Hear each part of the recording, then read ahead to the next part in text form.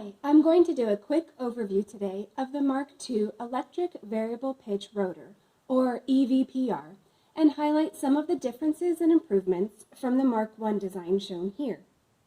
One of the first things you might notice is the custom PCB on the Mark II rotor. This replaces the Adafruit dev board and the simple 5-volt regulator on the Mark I. Another improvement to the Mark II rotor is that it now has redundant power. Primary power is provided from the main vehicle and transferred via carbon brushes to the brush path PCB. Main vehicle power is used to maintain the battery charge. If main power is lost, the rotor will automatically switch to battery power, which has a 20-minute life. The servo gear train was redesigned solely using off-the-shelf components, and the gear ratio has been increased to provide additional torque. This is our first prototype with all of the new features working, and we'll have more videos as we continue to progress toward getting a full set of rotors operational.